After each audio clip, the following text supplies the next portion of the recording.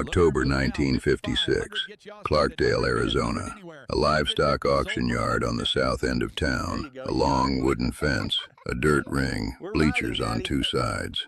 At 9 in the morning, the yard is filling up. Ranchers, buyers, a few families who have come because they have something to sell and no other choice. At the far end of the fence, a girl of 16 is standing beside a bay horse. She has both hands on the horse's neck and her forehead pressed against his. She has been standing like that for 5 minutes. Nobody is bothering her yet. At the edge of the lot, a station wagon is parked with the engine off. The driver has not gotten out. Here is the story. Sarah Connelly is 16 years old. Her father, Tom, died in February. A heart attack, 44 years old, a Tuesday morning before work. Tom Connelly had come home from the Second World War in 1946 and built a cattle operation on 20 acres east of Clarkdale and raised a daughter who could ride before she could read. The bay horse is named Tommy. Tom bred him from a mare he'd had since 1948, delivered him himself in the spring of 1953, named him the way men name things they are proud of, quietly, without ceremony, just the name and the fact of it. In his will, Tom left 2 things to Sarah: the 20 acres held in trust until she turned 18, and Tommy. Tom's wife, Margaret, has been sick since summer. What started as fatigue became something more. Doc Henderson confirmed it in September. A tumor, operable but not cheaply. The surgery is $400. Margaret has $47 in the household account, and a daughter who has been quietly trying to solve a problem her mother does not know the full size of. Sarah has tried everything. She sold her saddle in August, $35, to a rancher in Cottonwood. She took in laundry for 6 weeks. She asked the bank for a small loan and was declined because she is 16 and has no cosigner. She asked Edna Fowler at the grocery if there was work, and Edna gave her 2 days a week stocking shelves and paid her what she could. None of it was enough. Doc Henderson came to the house on a Monday 3 weeks ago and sat at the kitchen table and told Sarah, quietly, with the particular sorrow of a man delivering news to someone he has known since she was small, that the surgery needed to happen this month. He had been a friend of Tom's for 20 years. He had been delaying this conversation for 3 weeks. He could not delay it any more. Sarah thanked him. She walked him to the door. Then she went to the barn and sat with Tommy for an hour. The next morning she registered for the Clarkdale livestock auction. Please press the hype button on your phone to support my videos and me. Hal Briggs has been the largest cattle operator in the Verde Valley for 11 years. He is 55 years old, with the deliberate patience of a man who has learned that most things come to him if he waits long enough. He wants the Connelly 20 acres. They sit between 2 of his parcels, and their absence from his holdings is the only inefficiency in an otherwise complete operation. He has been waiting since Tom died for the right moment. Tommy is the first step. If he buys the horse today, Sarah loses her last leverage and her last comfort. A girl without her father's horse is a girl who might be more willing to talk about the land. Not today, in 6 months, when the grief has settled into exhaustion. He has also sent his man Carl Marsh to the Connelly house this morning. Carl's job is simple. Offer Margaret $3,000 for the 20 acres while Sarah is at the auction. Margaret is sick and tired and does not know the land is worth $8,000. $3,000 would cover the surgery and the bills and look like salvation. Briggs has done this before. Both things on the same day, the family divided. The deal done before anyone compares notes. This morning, before he left for the auction, he sat across from Carl Marsh at his kitchen table and was specific. He said, "Margaret doesn't know what the land is worth. She's sick and she's tired and she's going to be alone in that house while the girl is at the auction. You go at 10. You tell her the $3,000 covers everything. The surgery, the bills, the whole thing. You make it sound like relief." He paused. "Don't mention the girl. Don't mention the horse. Just the money and the paper." Carl said, "And if she wants to wait for Sarah?" Briggs said, "She won't. She's been sick for 3 months and she's been watching her daughter carry it. She'll sign." Carl drove to the Connelly house at 10 o'clock. Roy Deeks has run the Clarkdale auction for 9 years. He is 40 years old and has a practical understanding of which side of his bread has butter on it. Briggs contributes $200 a year to what Deeks calls his operational fund. In return, Deeks has a technique. When a bid comes from someone Briggs is competing against, Deeks sometimes has trouble hearing it clearly. It rarely needs to be more than that. At the edge of the lot, the man in the station wagon finally gets out. He is large, in a canvas jacket and a tan Stetson. He has a cup of coffee from Edna's that is now cold. He has been holding it since 7:30 and not drinking it. Edna Fowler had been Tom Connelly's neighbor for 20 years. When the large man came into her grocery that morning for coffee and asked about the auction signs on the road, she told him everything.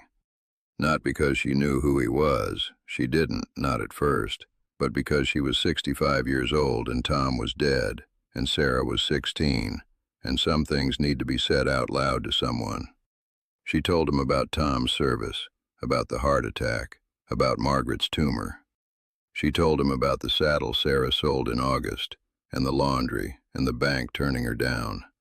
She told him about the horse, and what the horse's name meant, and why Hal Briggs wanted it.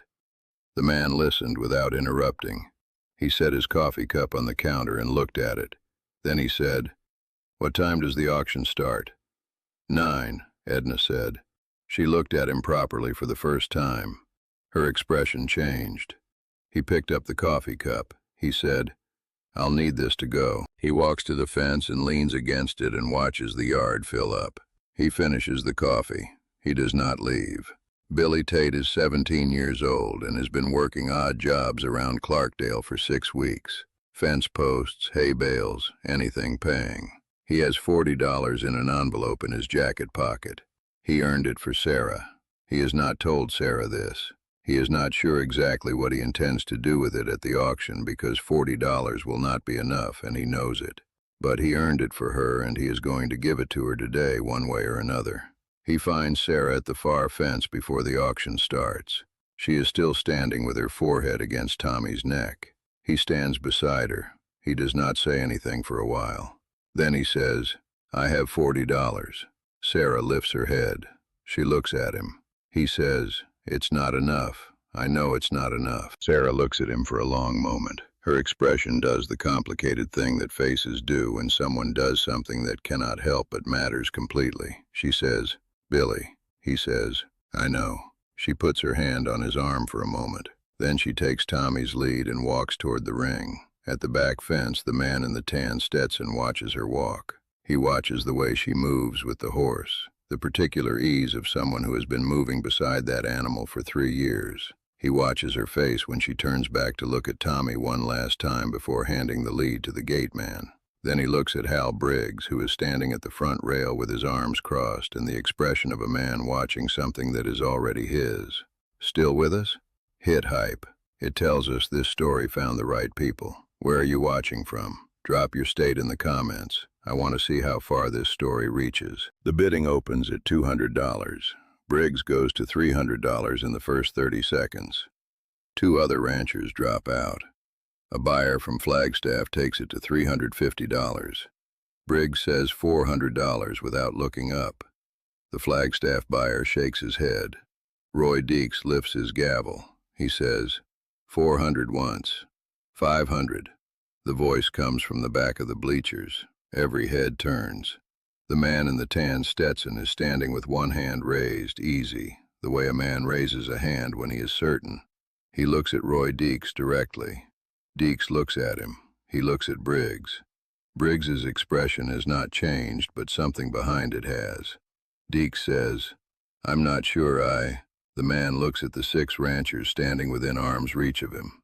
He says, loud enough for all of them to hear, $500. He pauses. You all heard that. 6 men nod. Deeks heard it too. He writes it down. And I'm telling you, this actually happened. Briggs says, $550. $600, the man says. He has not moved from his spot. The bleachers are very quiet. Briggs looks at the man for the first time. The recognition arrives, and he manages it with the care of a man recalculating. 700, Briggs says. 800. Briggs is quiet for a moment. He looks at the horse in the ring. A good bay, well built, worth $400 on a fair day. He looks at the man in the Stetson who is bidding $800 for a horse worth $400 and showing no sign of stopping. He says, $900, $1,000, the man says. The bleachers go completely still. Billy Tate is standing against the fence with his envelope in his hand, looking at the back of the bleachers with his mouth slightly open. Deeks looks at Briggs. Briggs looks at the horse. He looks at the man at the back of the bleachers. He has bought 100 horses in this ring, and he has never paid $1,000 for any of them. He unfolds his arms. He says nothing. Deeks waits 5 full seconds. He says, "Sold, $1,000. You can't make a man like that up." The man comes down from the bleachers. He pays Deeks in cash. 10 $100 bills counted onto the table one at a time, slow enough for everyone present to see. He takes the bill of sale. Sarah is standing at the gate to the ring, Tommy's lead back in her hand. She is looking at the man. Her expression is the expression of someone who has prepared herself for the worst thing and is now holding something else entirely and does not know what to do with her hands. The man walks to her. He holds out the bill of sale. He says, "Sign the transfer on the back." Sarah looks at the paper. She looks at him. She says, "I don't understand." He says, "This horse belongs to you. Your father left him to you." He pauses. "I just made sure he got there." Sarah looks at the bill of sale for a long moment. Her hands are shaking slightly. She signs the transfer line on the back. The man takes the paper, tears off his portion, and hands her the rest. He says, "That's yours." He looks at Tommy. His name was Tom. "That's worth keeping." He turns to Billy, who has been standing 6 feet away through all of this, envelope still in his hand. The man looks at the envelope. He says, "What you did today matters. It doesn't matter that it wasn't enough. It matters that you did it." Billy looks at him. He nods once, the way a 17-year-old nods when he does not trust his voice. The man puts on his hat. He turns to go. Sarah says, "Wait." Her voice is steady now. "The surgery, my mother." She looks at him. "I still don't have the money." The man looks at her. He says, "Where's the doctor?" He found Doc Henderson at the clinic on Main Street. Doc was 60 years old and had been Tom Connelly's friend since before Tom went to war. He had played poker with Tom every other Friday for 15 years. He had been the one who told Margaret in September. He had been the one who sat across from Sarah 3 weeks ago and said, "This month." He had been carrying all of that, and it showed in the way he looked up when the man came through the door. Not surprised, just tired. The way a man looks when he has been waiting for something to change and is not sure anything will. The man sat down across from him. He said, "Margaret Connelly's surgery. What does it cost?" Doc said, $400. The man reached into his jacket and placed $400 on the desk. He said, "Tomorrow morning." Doc looked at the money. He looked at the man. He said, "You don't have to." "Tom Connelly served his country," the man said. He looked at Doc steadily. "You were his friend for 15 years. He paused. "Do right by his family." Doc looked at the money on his desk for a long moment. Then he picked up the phone. The man walked out of the clinic and got in his station wagon and drove back toward Prescott and the film set that had been waiting for him since noon. He was 2 hours late. The director asked where he had been. He said he had stopped to look at a piece of land. That's the part that gets me every time. We put everything into these stories. The hype button is how you tell us to keep going. Carl Marsh arrived at the Connelly house at 11:30 with a purchase offer and a pen. Margaret was in bed, propped against pillows, a book open on her lap that she had not been reading. He introduced himself. He sat in the chair beside her bed. He explained the offer in the voice of a man delivering good news. $3,000, clean and simple, covers everything. Margaret listened. She looked at the number on the paper. She was 42 years old and tired in a way that went past tiredness, and she had been watching her daughter carry something too heavy for 6 months. $3,000 looked like the end of a very long road. She said, "Can I have a glass of water before I sign?" Carl went to the kitchen. The front door opened. Sarah came through it, still in her auction clothes, Tommy's lead in her hand from habit, already reading the room the way she had learned to read rooms since February. She saw the briefcase on the table. She saw her mother's face. She said, "Don't sign anything." Margaret looked at her daughter. She looked at the paper in her hand. Carl came back with the water. He looked at Sarah. He looked at the briefcase. He understood the calculation that had just changed. He picked up the briefcase and said he would come back another time. He did not come back. Margaret Connelly had her surgery on a Thursday morning in October. Doc Henderson performed it himself. She was home by Saturday. She recovered fully by Christmas. She never knew about the auction. Sarah did not tell her until the following spring, when the ground was soft and the kitchen garden was going in, and Margaret was strong enough to be in the yard. Sarah told her all of it: the saddle, the laundry, the bank, Billy's $40, the man in the tan Stetson. Margaret listened without interrupting. When Sarah finished, she was quiet for a long time. She was on her knees in the garden with her hands in the dirt, and she stayed there for a while. Then she said, "Your father would have liked him. Tommy lived for 19 more years. Sarah rode him until he was 22 years old and could not be ridden anymore. And then she kept him in the pasture until he died in the spring of 1975. She was 35 years old, and she sat with him at the end the way her father had sat with the mare when Tommy was born, which is the way these things go when they go right. She never found out the man's name from the auction. She had an idea. Everyone in Clarkdale had an idea by the end of that week, but she never confirmed it, and she never tried to. It seemed like the kind of thing that should stay the way it was. Billy Tate married Sarah Connelly in 1961. They farmed the 20 acres together for 40 years. He never forgot that the man had noticed the envelope. In the tack room of the Connelly barn, on a nail beside the door, hangs Tommy's last halter, the one he wore the morning of the auction, the one Sarah let him in with. Beside it, on the same nail, a folded piece of paper, the transfer portion of the bill of sale, dated October 1956. The buyer's name on it is plain and clear. The morning light comes through the tack room window every day and crosses the halter and the paper on the nail. It stays for a while, then it moves on. If this story reached you, do me a favor, pass it on. Share it with someone who showed up when it mattered. There are more stories coming.